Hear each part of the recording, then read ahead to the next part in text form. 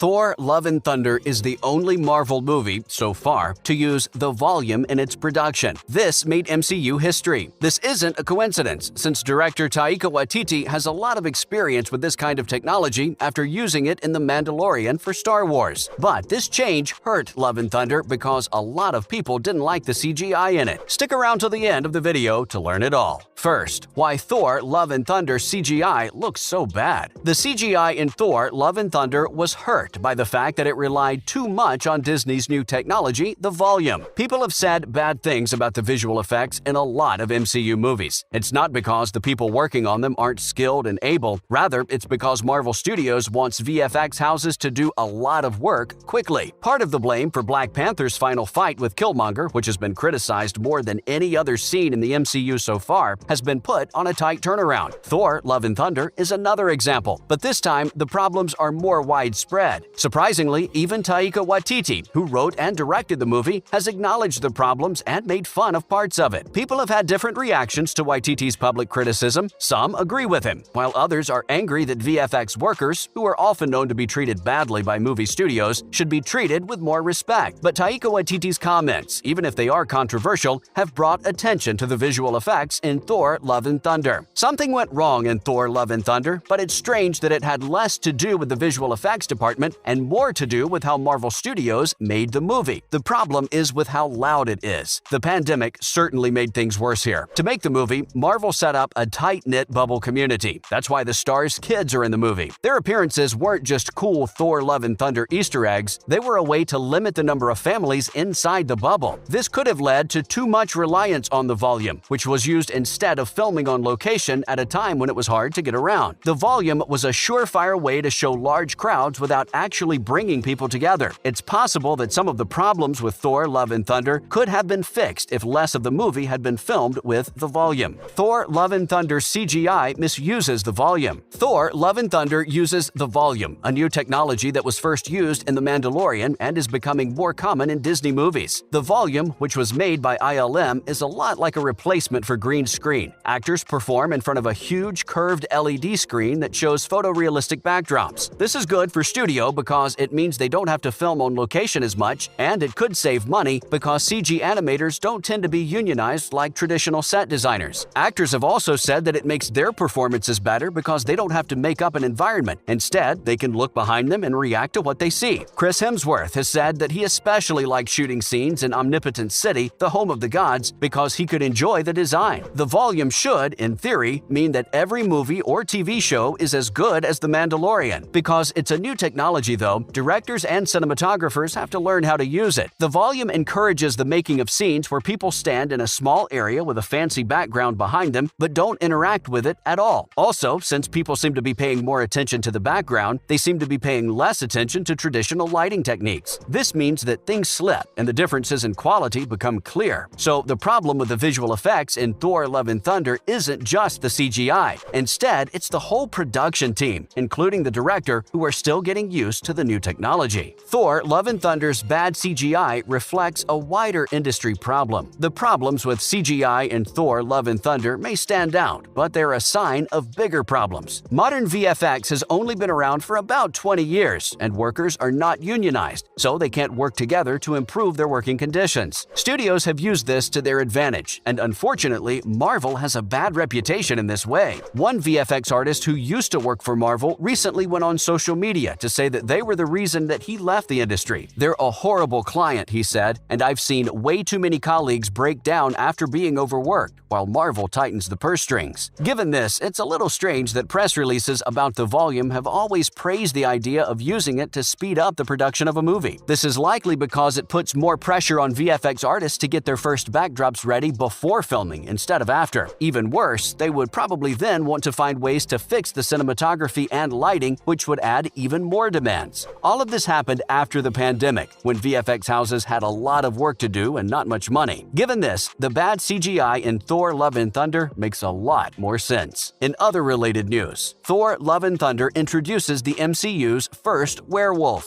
Thor: Love and Thunder sneakily showed the first werewolf in the MCU. Phase 4 of the MCU has grown, and not just with new superheroes. Marvel seems to have given directors a lot more freedom, which has let them make movies that show their own unique styles. This is especially true in Thor: Love and Thunder, which had a unique tone and added new worlds and characters to the MCU universe while still keeping its own style. The Lycan's arrival at a time when Marvel Studios is making a Werewolf by Night special that will come out in October 2022 is an interesting choice. After Doctor Strange and the Multiverse of Madness, Marvel seems to be focusing even more on the supernatural, because Werewolf by Night, a character who first appeared in comics in 1972, isn't the only one who will show up in the next few years. The story of Mahershala Ali's Blade was set up in the scene after the credits of Eternals. In 2023, Ali will star in his own movie about Blade. Strangely, Marvel didn't include the Werewolf by Night special when they announced the rest of the Phase 5 at San Diego Comic-Con 2022. Some people think that Werewolf by Night could be outside of continuity or have a questionable place in continuity, like the cute I Am Groot shorts that just came out on Disney+.